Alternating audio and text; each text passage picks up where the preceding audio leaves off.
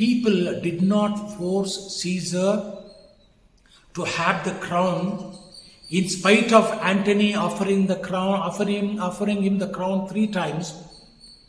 Caesar was upset, and it had almost, it had almost taken away his breath. He became breathless, and he lost his consciousness, and he fell down.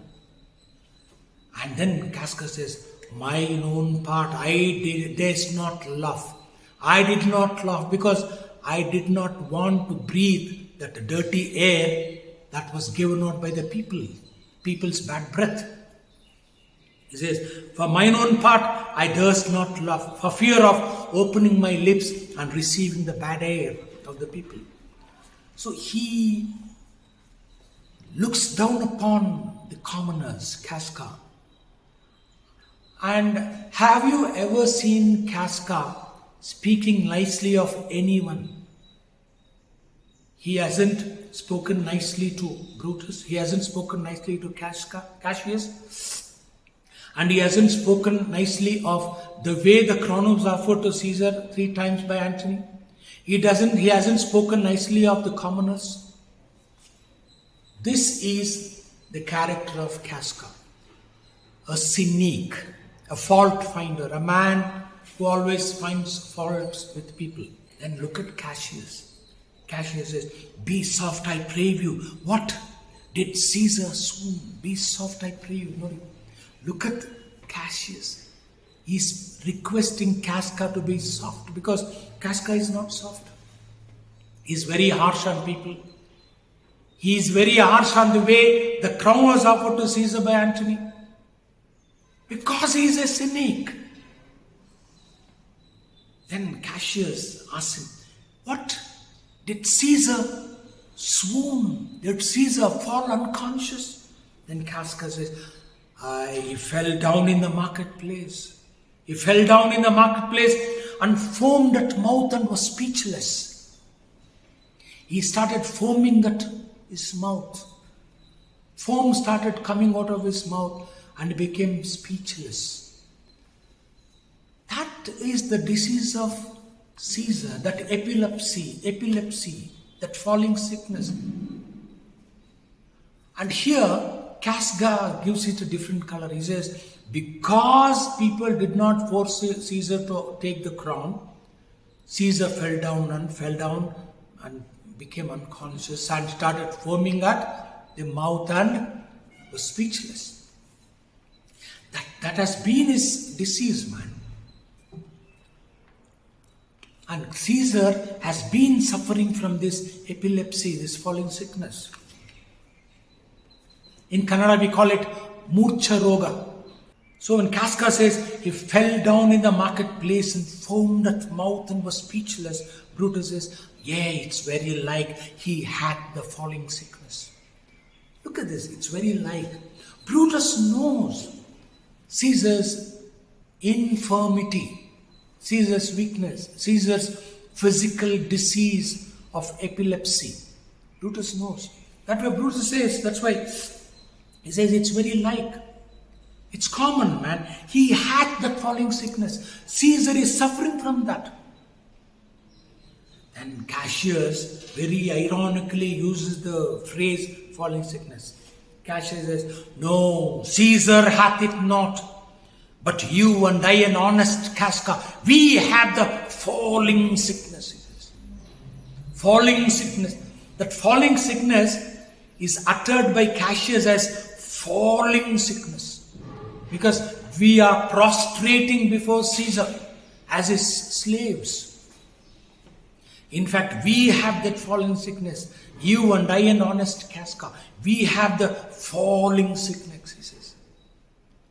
The same word, pronounced in a different way, ironically, to give the meaning of people becoming slaves to Caesar in future.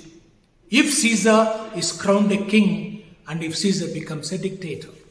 That's why Cassius says, no, Caesar hath it not. But you and I, an honest Casca, we have the falling sickness. Then Casca doesn't understand. Casca says, I know not what you mean by that. I don't know what you mean by that. But one thing I'll tell you, Caesar fell down. That's what he is sure of. Then Brutus wants to know how Caesar spoke after he regained his consciousness. Brutus asks, what said he when he came unto himself? Could you please, Casca, tell me what Brutus spoke after he regained his consciousness? He fell down, unconscious, started foaming at his mouth, and he was speechless. Okay, I accept. It's most likely Caesar has that falling sickness, Brutus says. Now Brutus wants to know what Caesar had said after he regained his consciousness. What said he when he came unto himself? Then Casca says, oh Mary, let me tell you what he said before he fell down. Look at Casca's negative attitude. Perhaps Casca is telling a lie here, I don't know. Casca says, let me tell you what he spoke before he fell down. At the beginning he said, when people shouted, that upset Caesar and he fell down and became unconscious. He swooned and became unconscious, fell down. Now he is interpreting in a different way. You cannot take Casca's words for granted, my dear friends.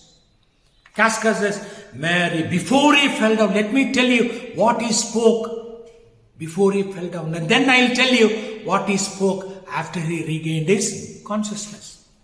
He says, before he fell down, when Caesar understood, the commoners were glad that he refused the crown.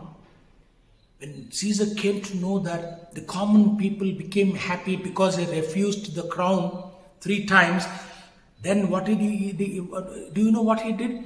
He asked me to open his doublet. Doublet is the dress, covering his chest, Caesar's chest. Before he fell down, when he perceived the common people were glad he refused the crown, he plucked me open his doublet and offered them his throat to cut. Look at you just can't trust Casca's words. Before he fell down, when he understood, people became happy because he refused the crown 3 times. That really upset Caesar. And Casca says, he asked me to open his doublet and offered the people his throat to be cut. That means that he wants to die. Caesar wants to die instead of not becoming the king of Rome. When people, he seemed to tell people to kill him instead of becoming happy that he did not take the crown 3 times. And he offered them his throat to cut. So he fell down. And when he came to himself again, after regaining his consciousness, Caesar, he said, if he had done or said anything amiss, he desired the worshippers to think that it was his infirmity. After regaining his consciousness, he begged the pardon of his people. And he said, if he had spoken anything wrong or if he had done anything wrong, he requested his people to pardon him, thinking that it was his infirmity, it was his weakness, physical weakness. And you know what happened? When he said that, there were 3 ladies standing very near Caesar. Do you know what they said? Casca says, 3 or 4 wenches are women. 3 or 4 women who were standing very close to Caesar. They cried, alas, good soul, they cried. Oh, good soul, they cried. In spite of Caesar becoming angry with them, they readily excused him. Alas, poor soul, and forgave him with all their hearts. When Caesar begged their pardon, these 3 women readily, pardoned him, forgave him. Then look at Casca. Casca says, but there is no heed to take them. There is no heed to give importance to whatever those three women have said. Because if Caesar had stabbed their mothers, they would have done no less. Even if Caesar had killed their mothers, these 3 or 4 women would have again excused or pardoned Caesar. Because whatever Caesar does is readily accepted by people. This is the fault of the people, Cassius says. He has said earlier, the fault, dear Brutus, is not in our stars, but in ourselves, that we are becoming Caesar's slaves and subordinates. Then Brutus says, and after that he came thus sad. Away? Then Casca says, yes. After that he became sad and he came away. Now he has gone home. Then Cassius asked whether Cicero had spoken anything. Did Cicero say anything? Then Casca says, yes, he spoke Greek. Then Cassius asked him, to what effect? Then Casca says, it was even Greek to me. Because Casca doesn't understand Greek. Casca says, those who have understood what Cicero had said, they nodded their heads. But I couldn't understand because it was Greek to me, he says. Then Casca gives a very important information to the audiences here. Casca says, I could tell you more news too. Marullus and Flavius, he talks about Marullus and Flavius, the 2 minor characters appearing in the opening scene. Marullus and Flavius, they are put to silence for pulling scars of Caesar's images. You know, both Marullus and Flavius went on pulling the scarves, the decorations, the garlands that had decorated Caesar's statues. For pulling those scarves, Marullus and Flavius were put to silence. They were killed perhaps by the people, by the angry crowd. Then he says, very well, there was more foolery yet if I could remember. Look at this. He says, if I could remember, I could tell you more foolery that happened there. And then he's about to go away and Cassius invites him for dinner. And here once again you will get Casca's fault-finding nature. Casca's cynical attitude. Casca asks him, will you dine with me? Will you sup with me tonight, Casca? He asks Casca, will you have supper with me? Then Casca says, no, I promised somebody else that I would have supper with him. I cannot join you. Then Cassius says, will you dine with me tomorrow? Will you dine with me tomorrow, Casca? Look at this.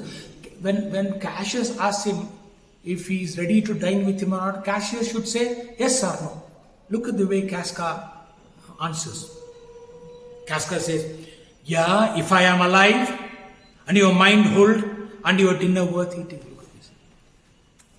Cassius invites Casca to dine with him the following day. And Casca says, if I am alive, yes, I will dine with you tomorrow, if I am alive tomorrow. And if you don't change your mind, and if your dinner is worth eating. Does Casca need to say all these things? Is my question. Cassius simply invites Casca to dine with him the next day. Look at Casca, he says, yeah, if I am alive tomorrow, and if you don't change your mind, Cassius, and if your dinner is worth eating, I'll come. Then Cassius says, good, I will expect you. Do so. Very well, both, he says, and he bids farewell to both of them, and Casca goes away. Then Brutus talks about Casca's character, cynical attitude. Brutus says, what a blunt fellow is this grown to be. He has grown very blunt. Blunt means very, very fault-finding, a very tasteless fellow. He doesn't show any taste on anyone or in anyone. What a blunt fellow is this grown to be. But he was good metal when he went to school. When he went to school, when he was doing his education, he was very active. But of late, I don't know why he has become so blunt and so tasteless and, so fault finding. Then Cassius says, so is he now. But in execution of any bold or noble enterprise, but when it comes to putting any noble or bold work into practice, he is always active. Casca is always active when it comes to, protesting for any noble cause. But this rudeness of Casca is a sauce to his good wit. He is witty, he is intelligent. He very intelligently has spoken.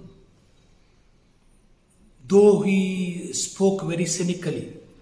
And he says, Cassius says, that rudeness which he gives to his wit gives people stomach to digest his words with good appetite. He is using these food images here.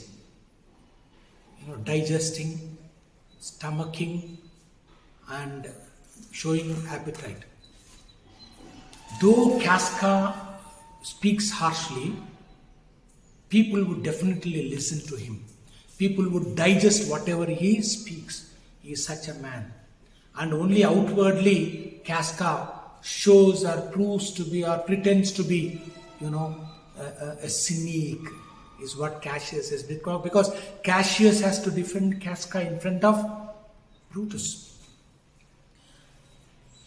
Then Brutus says, okay, for this time I will leave you. Tomorrow, if you please to speak with me, I will come home to you. Or if you will, come home to me and I will wait for you.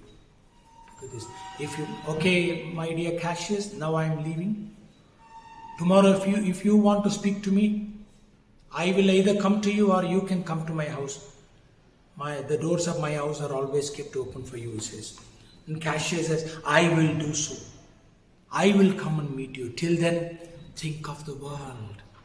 Brutus, before you leave me, you take leave of me, think of this world. Think of the fate of the Romans and our country, Rome, he says.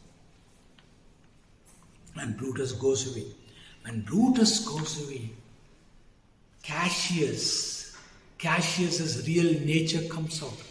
And Cassius now wants the audiences to understand what kind of a man he is. I'm talking about Cassius. Even here you can very beautifully write about the character of Cassius. Well, Brutus is alone. There is a small soliloquy. Soliloquy is a scene wherein a person stands alone and speaks out his hidden feelings to the audiences. Soli means one.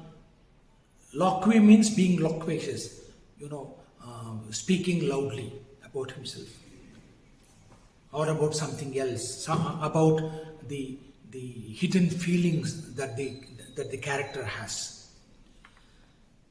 Cassius is alone now. Cassius says, well, Brutus, thou art noble. Brutus, I know you are noble, but yet I see thy honorable metal may be wrought from that it is disposed. Your honesty, your nobility is like a metal which can be twisted to any shape. That means that even Brutus is fickle. A noble-minded man is never fickle, but Brutus is fickle. He keeps on changing his, standpoints every now and then. He says, Brutus, thou art noble, yet I see that you are noble, honorable metal. Your nobility is like a metal which can be, whose shape can be changed from its original shape. And I have the power. I have changed your nobility from to being a traitor. I have changed your nobility from being a close friend of Caesar to being Caesar's enemy.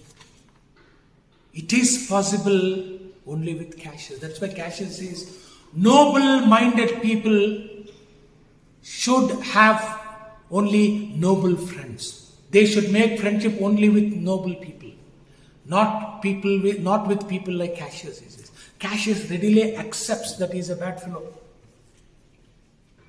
and he is jealous of Caesar. Even his jealousy he speaks out. Therefore, it is meet. That's why he says, my dear audiences, he's telling the audiences. In fact, Shakespeare is telling the audiences. Therefore, it is proper that noble minds keep ever with their likes. Likes are people with the same nobility. The noble minds should make friendship only with noble minds, says Shakespeare here, through Cassius. Here, Cassius becomes Shakespeare's mouthpiece, as it were. Because he says, for who so firm that can't be seduced? Who is so firm in this world that cannot be misguided and seduced?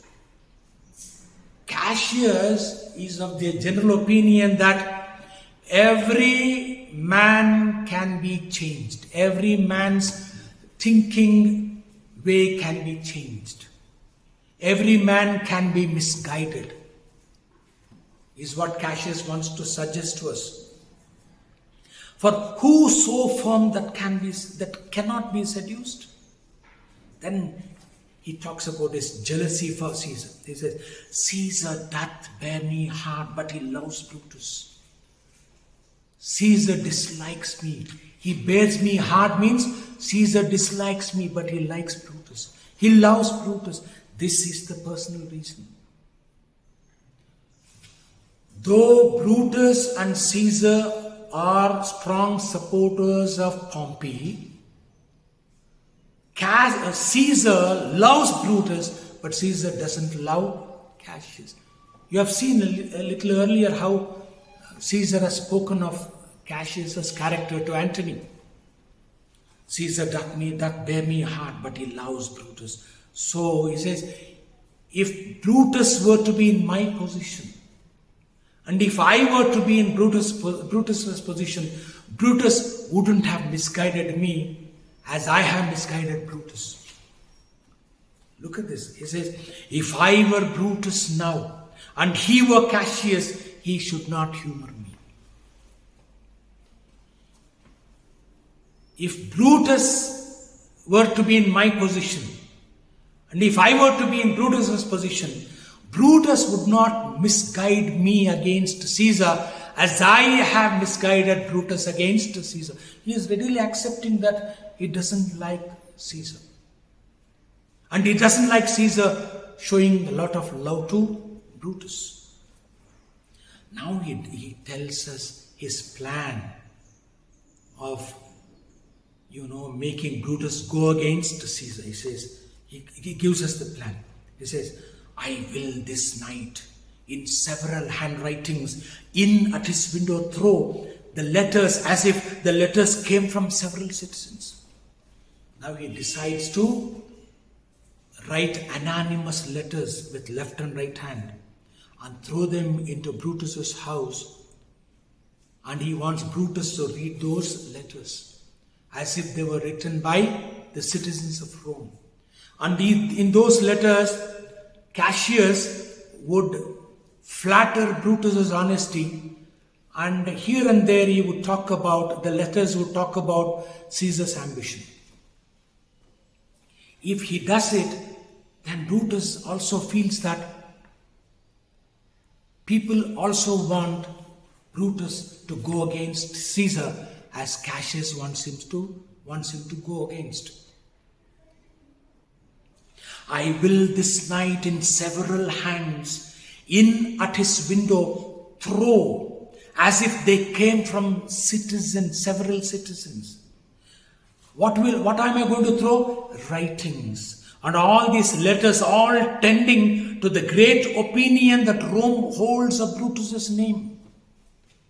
I would talk about the great opinion the citizens of Rome have of Brutus, wherein obscurely, very vaguely, Caesar's ambition shall be explained.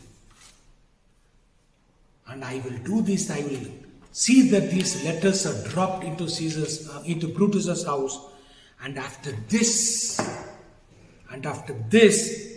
let Caesar sit in show.